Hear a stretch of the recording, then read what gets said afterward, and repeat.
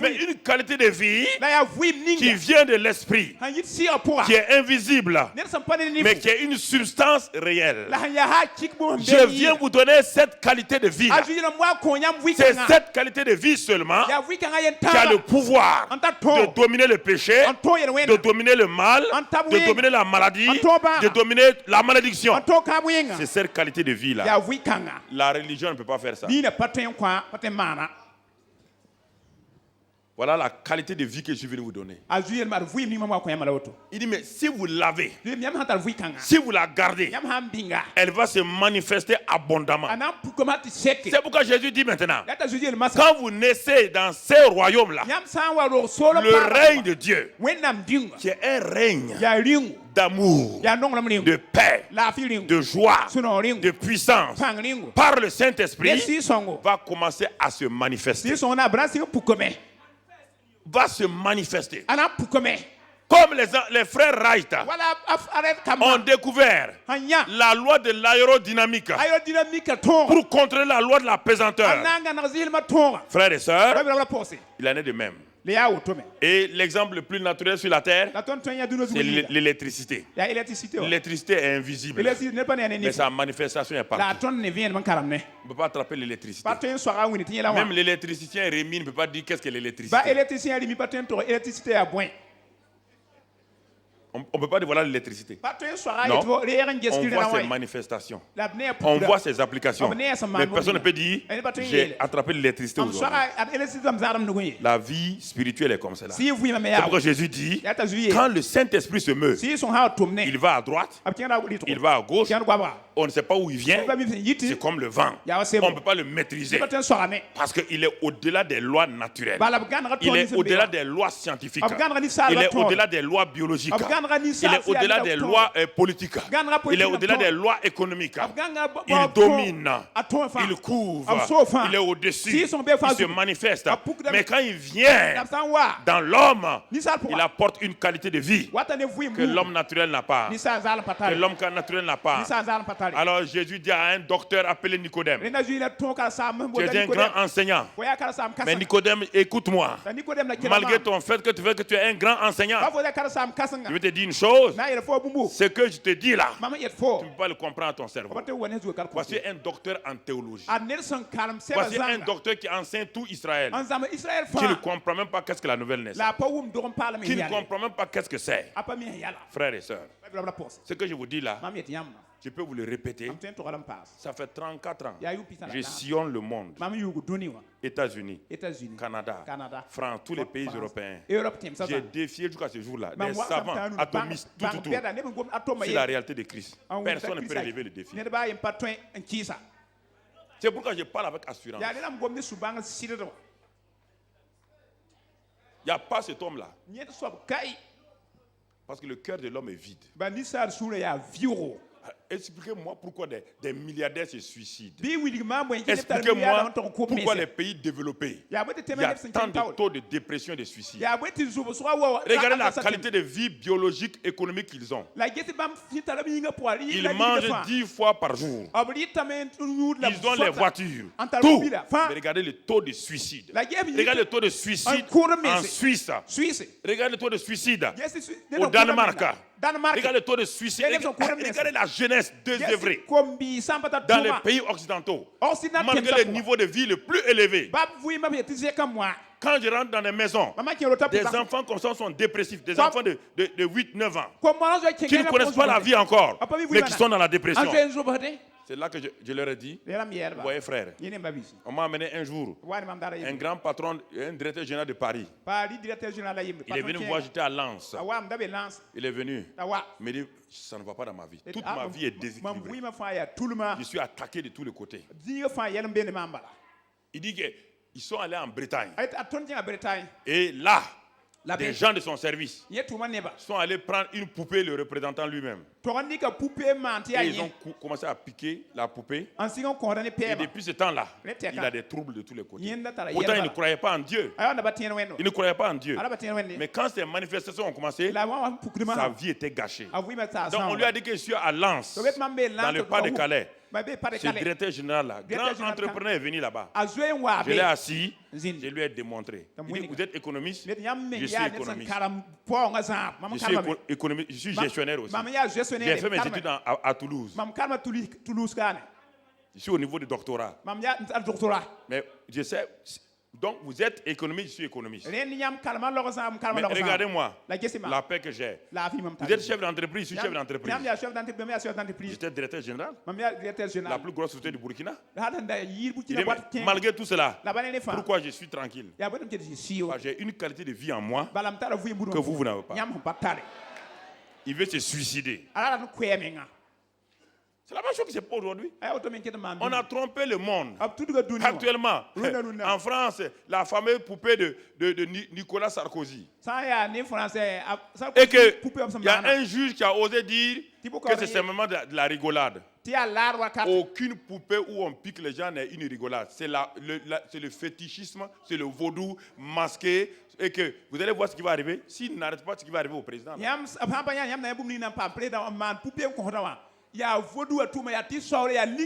Comment tout un peuple va s'asseoir et s'amuser, prendre une poupée avec un président, commencer avec des aiguilles, on dit de prendre des aiguilles, et quand on met dans l'œil, de maudire, et vous dire que c'est amusement. Ça, c'est amusement. Ça, c'est amusement. Ça, c'est la sorcellerie.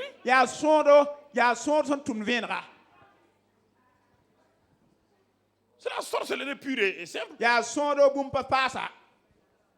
Terrible. Ils sont de détruire un homme.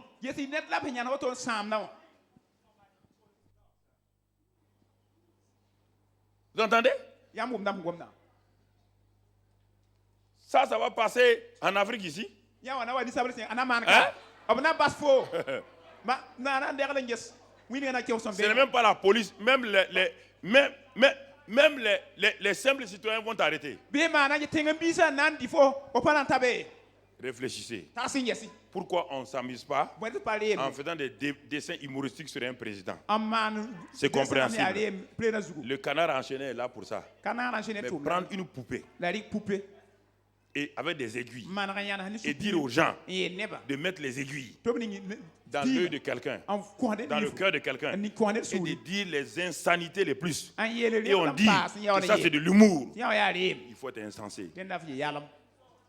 Je l'ai dit en France avant de quitter. Je l'ai dit en France, j'étais à Paris. Je leur ai dit, vous êtes fous.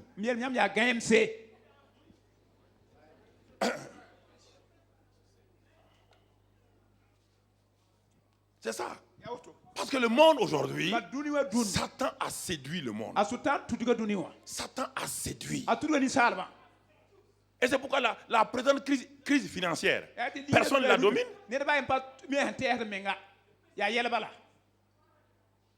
C'est plus que ça, frère. Le problème, c'est que vous lisez les journaux à la surface. Vous ne savez pas quel est le système actuellement dirigé dans le monde pour dominer le monde. Nous avons les documents. Comment les satanistes, comment les Illuminati, tous ces grands groupes ésotériques veulent amener un crash plus que les 29, la crise du 29. Et le secrétaire général de l'ONU a déclaré: nous voulons l'homme de la situation qui va contrôler le monde, qui va diriger le monde dans une seule unité de religion et tout. Ça, c'est la politique. Ça, c'est le système antichrist qui est en chemin. Quand les chefs d'État déclarent ça maintenant comme amusement, et ils ne savent plus quoi faire, et le monde est assis, il regarde. Mais Dieu dit que ton règne vienne. Cette confrontation-là, que ton règne vienne. Comprenez?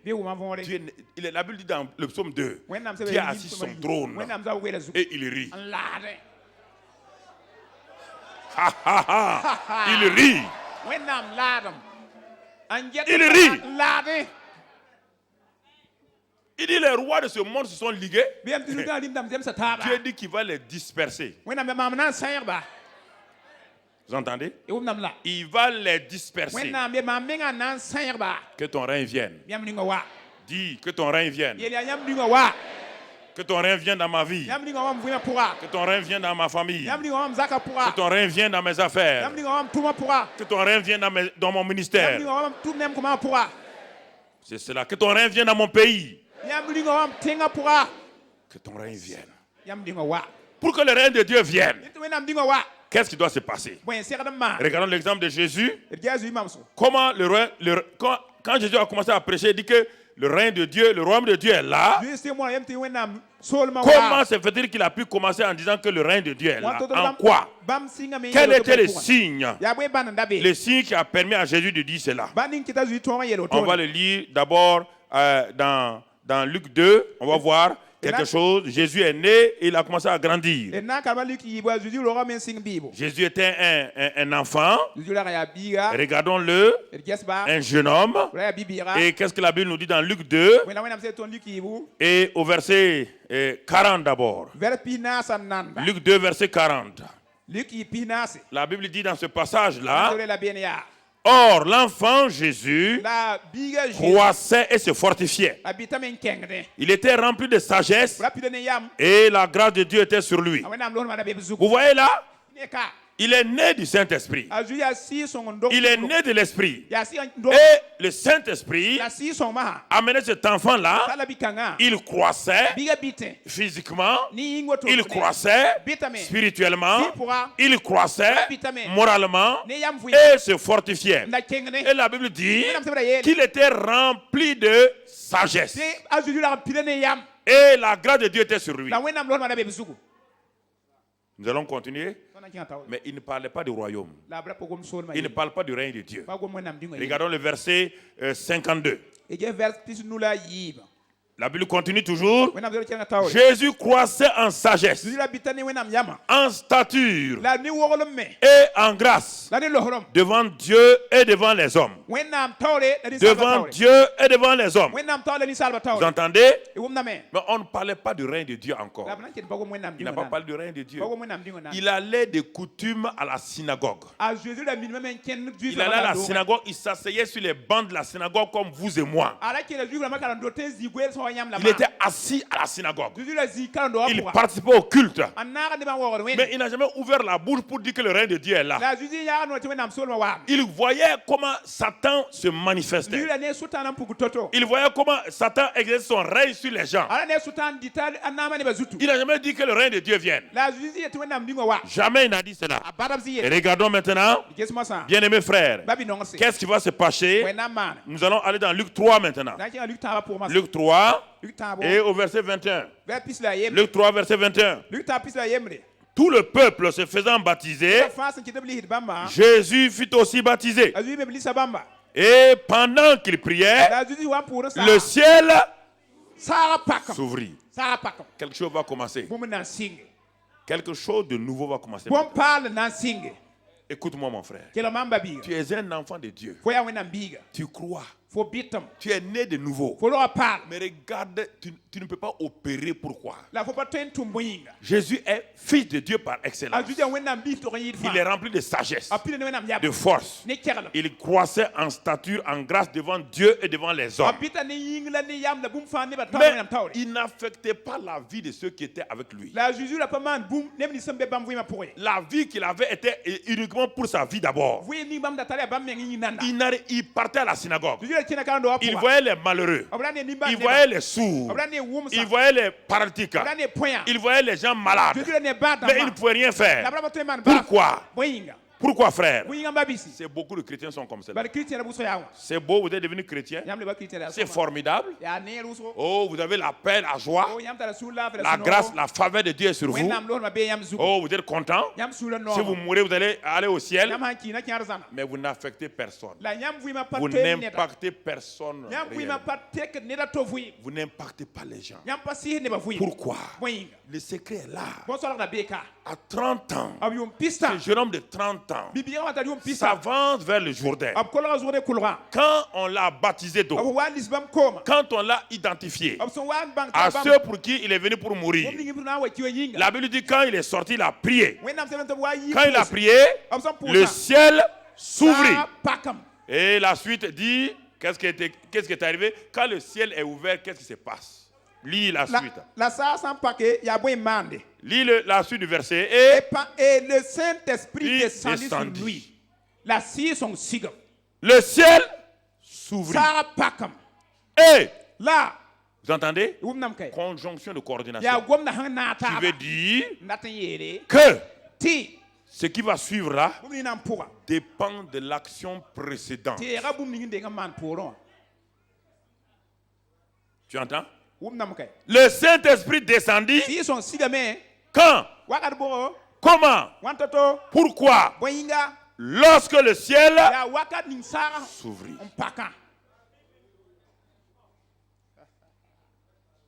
Ah, il y a quelque chose. On parle des choses spirituelles.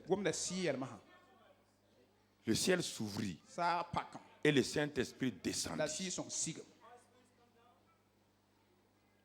C'est pas fini? Quand le Saint-Esprit descend, quelle est la première chose qu'il va vous donner? Jésus doit opérer. Jésus doit aller vers les gens.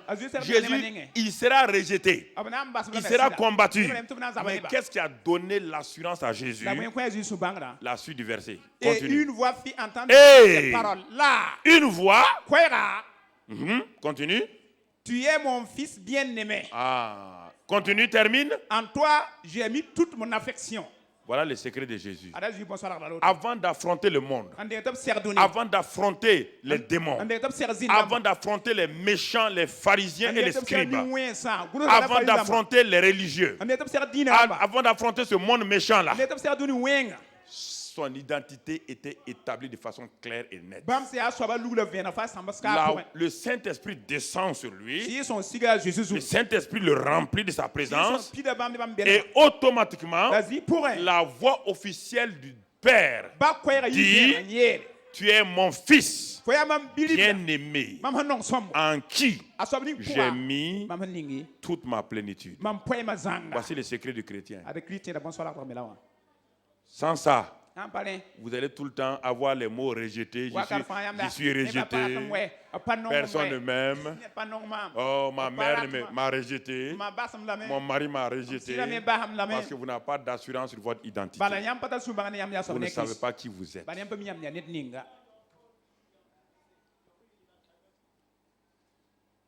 Quand les Africains chrétiens vont en Europe, si on leur dit tu es noir, ils sont complexés. Quand les blancs chrétiens vont ailleurs, quand on leur dit ceci, ils sont complexés. Pourquoi les chrétiens sont complexés? Pourquoi les chrétiens, quand ils sont devant le monde affirme son identité. Les hommes d'affaires de ce monde affirment.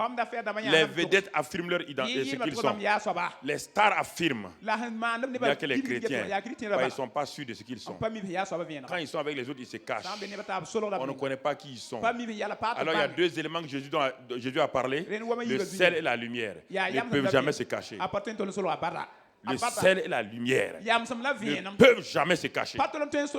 Si vous mettez le sel dans n'importe quelle sauce, si vous mettez le sel dans la sauce américaine, dans la sauce française, dans la sauce africaine, ce sel-là va affecter la sauce. C'est ça le chrétien. Le chrétien n'est pas un homme culturel. Il n'est pas un chrétien africain culturel. Il n'est pas un chrétien européen culturel. Il n'y a pas de chrétien américain, il n'y a pas de chrétien canadien, il y a un chrétien du royaume des cieux. C'est la seule qualité. N'allez pas culturaliser le christianisme. C'est un élément qui vient du ciel. Frères et sœurs, c'est un élément dans le ciel. Au ciel, frère, il n'y aura pas de chrétiens américains ici, canadiens, européens. Non, frères et sœurs, il y aura des enfants de Dieu. Mais si vous n'avez pas cette assurance dès aujourd'hui, qu'est-ce que vous allez faire? Pourquoi vous êtes complexé? Pourquoi quand quelqu'un, vous arrivez quelque part, on dit cet homme-là, c'est le plus grand savant. Pourquoi vous faites déjà salam alaikum? Jésus savait qu'il va rencontrer Hérode. Il savait qu'il va rencontrer Pilate. Il savait qu'il va rencontrer Satan. Mais avant d'aller, Jésus est dans la présence du Père. Le ciel s'ouvre. La voix du Père dit, tu es mon fils bien-aimé en qui j'ai mis toute mon affection. Et la Bible dit que nous sommes bien-aimés en Christ. Nous avons la même dimension, la même identité. Mais pourquoi les chrétiens ne croient pas ça? Pourquoi vous battez? Est-ce que je me bats pour être un karambiri? Je suis né quoi? Est-ce que quelqu'un peut me complexer par rapport à mon nom? Est-ce que quelqu'un peut venir me dire, mais oh, que j'ai un faux karambiri? Hein? Pourquoi? Je suis né. Quand on appelle karambiri, je suis là. Même mort, je suis un. Dans l'avion, je suis un. Au WC, je suis quoi?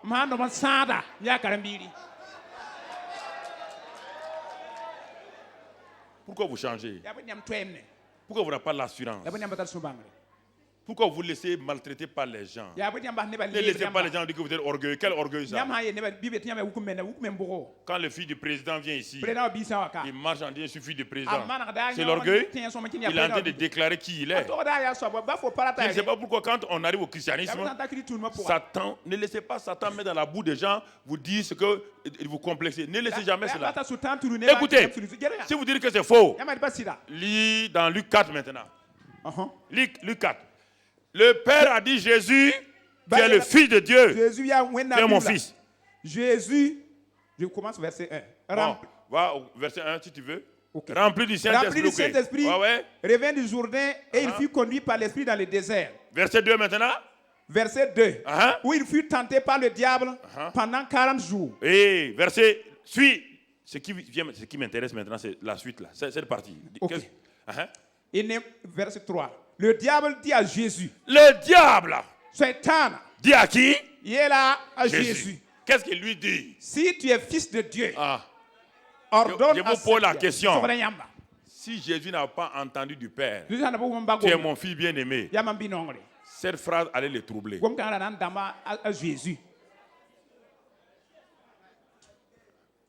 Cette phrase allait le troubler. Vous voulez démontrer que vous êtes fils de Dieu parce que vous ne croyez pas que vous l'êtes. Satan dit à Jésus, pour prouver que tu es fils de Dieu, démontre-le.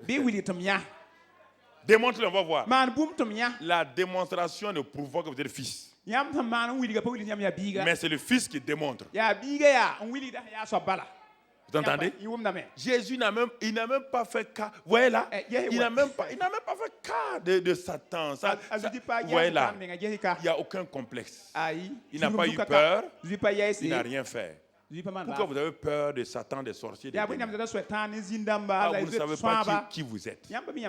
Le problème d'identité est le problème des chrétiens de tous les continents. Quand je m'en vais, je prêche. C'est la même chose. Partout. Partout. C'est le problème d'identité. Pasteur, il faut prier pour moi. Ceci ou cela. Qui es-tu? Qui es-tu? Les démons savent qui vous êtes. Ils savent. Les démons ont dit un jour à des enfants de pasteurs qui n'étaient pas connectés à Jésus, qui ont voulu chasser les démons. Leur papa s'appelle Pasteur Seva. Dans Acte 19, vous trouvez ça. Mais les enfants n'étaient pas en connexion avec Jésus. C'était l'église traditionnelle. Mais quand ils ont entendu que il y a un certain Paul qui chasse les démons, ils ont dit on aura une belle affaire ici. Ils sont allés, ils ont trouvé un fou. Ils ont entouré le fou. Ils ont dit au nom de Jésus que Paul prêche. Est-ce qu'ils ont dit ce que nous prêchons? Que Paul. Mais Paul sait qui il est. Paul dit c'est lui qui est en Christ est une nouvelle. Il est fils de Dieu. Paul le sait. C'est pourquoi il chassait les démons.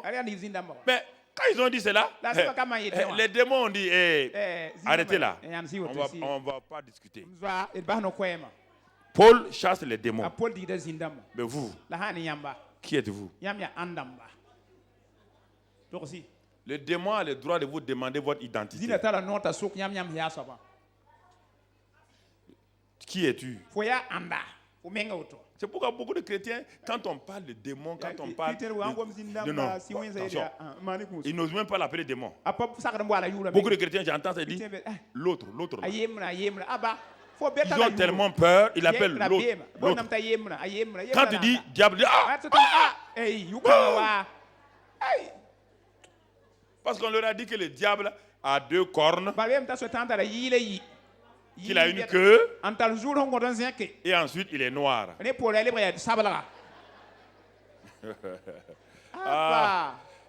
C'est ça qu'on appelle la domination mentale sur les gens. Si le diable est noir, donc tout ce qui est noir est quoi?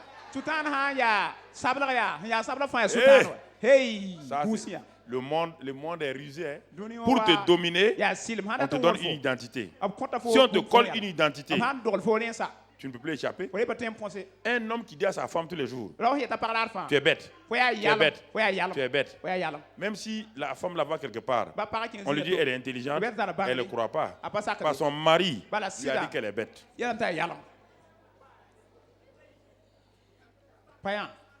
La domination. Ce sont ceux qui ont la connaissance qui dominent les autres.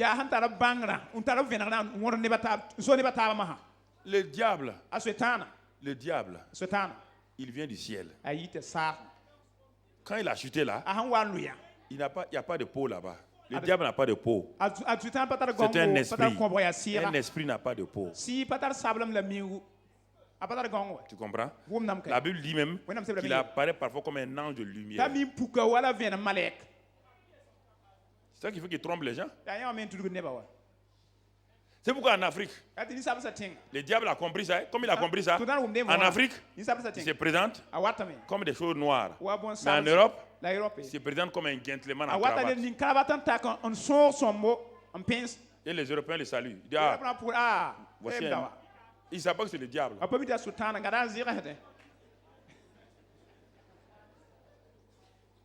En Afrique, il est grossier. Il est. Mais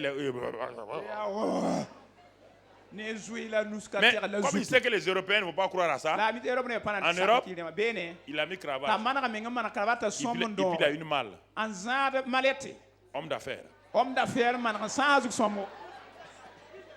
Mais il a le même résultat partout. Il rentre dans les maisons et détruit les maisons. C'est ça le problème des gens. Il est venu à Jésus. Vous voyez? Cela veut dire que quand le ciel s'ouvre sur vous, attendez-vous à être attaqué par le diable. Préparez-vous à manifester votre identité sans complexe, sans orgueil, mais avec fermeté et assurance. Fermeté et assurance. Fermeté et assurance.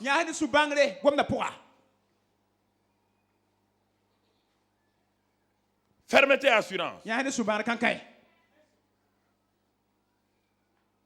Vous comprenez? C'est cela. Il ne faut pas vous laisser. Mais Jésus n'a pas répondu à Satan. Jésus a simplement dit, bon, l'homme ne vit pas que de pain seulement.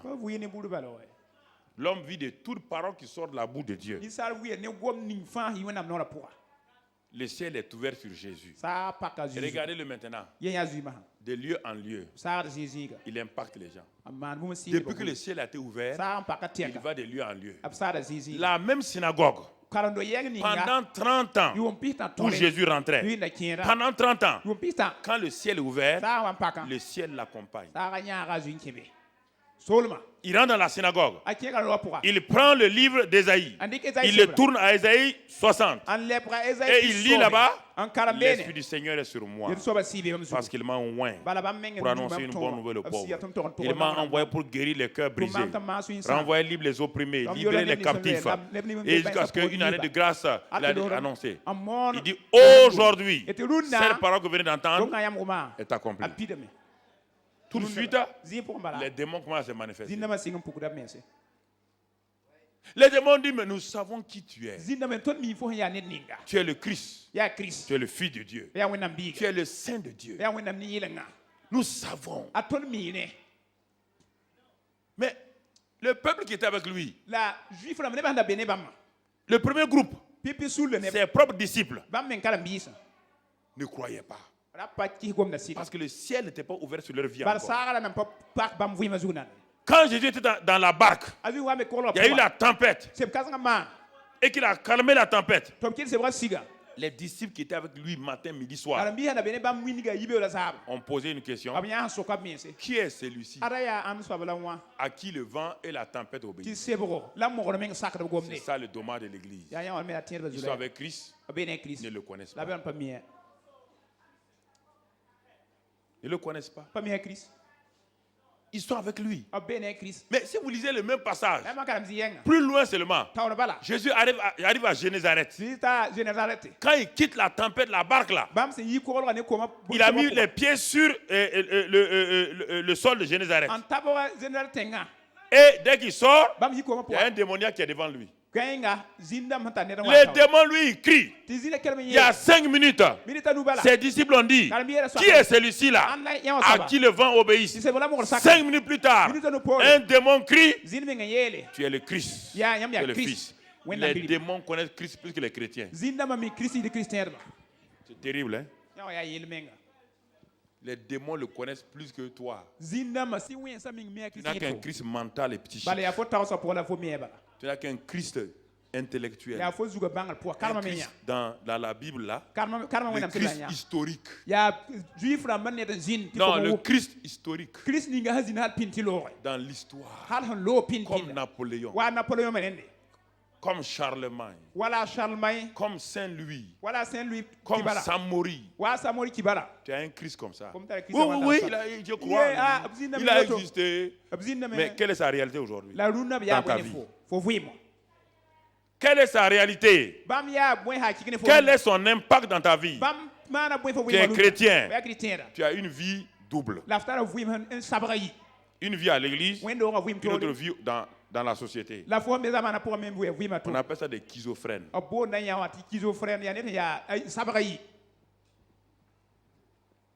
Je ne m'inquiète pas de votre réaction. Ça ne m'intéresse pas votre réaction. Parce que je sais que Dieu est en train de vous... la parole de Dieu est en train de vous opérer. C'est pourquoi vous êtes mal à l'aise. Je vous mets mal à l'aise jusqu'à ce que vous craquez. Et que vous laissez la parole de Dieu rentrer en vous. Vous ferez mieux de craquer vite avant de laisser les choses. Okay.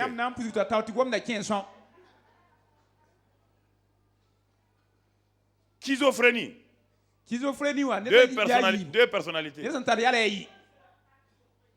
La seule personnalité chrétienne, c'est dans l'église.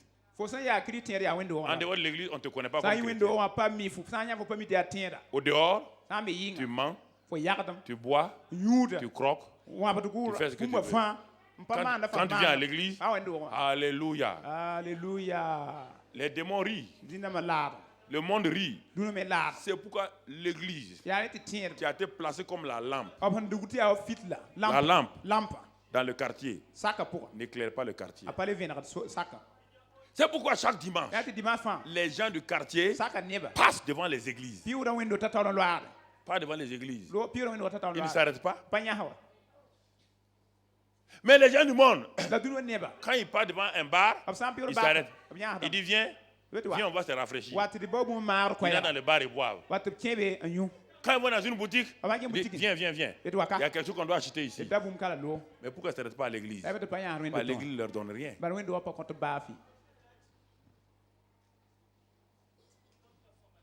Voilà le vrai problème. L'église ne leur donne rien. L'église c'est qui? C'est toi et moi. C'est toi et moi. il ne s'arrête pas devant toi. L'adresse de Dieu sur la terre. L'adresse de Dieu sur la terre. Ce n'est pas ici. L'adresse de Dieu sur la terre, c'est toi. C'est toi qui portes l'adresse de Dieu. Quand on cherche Dieu, c'est toi qu'on doit chercher. Pas un bâtiment. Dieu n'habite pas dans les bâtiments. C'est un infini. Dieu habite dans l'homme né de nouveau. Tu dois montrer au monde qui est Dieu. Tu dois révéler au monde qui est Dieu.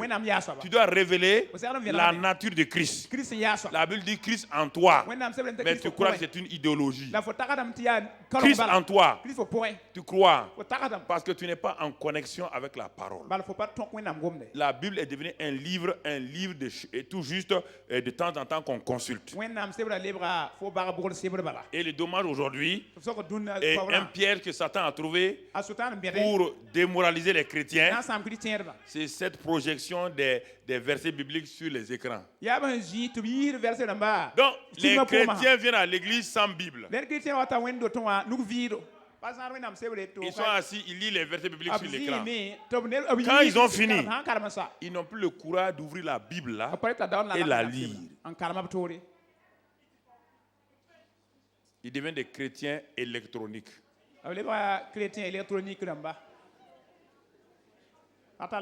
Chrétiens électroniques. Ils ne connaissent les versets bibliques qui sont projetés sur l'écran. Mais ils refusent que leur cœur soit l'écran de Dieu. Quand on allait à l'école, est-ce qu'un étudiant va sans cahier, sans bic à l'école? On te fait sortir de la classe. Si vous voulez respecter Dieu, quand vous venez dans l'église, amenez une Bible. C'est une manière de respecter, d'honorer Dieu. Je vous dis ça avec amour, mais je vous le dis fermement.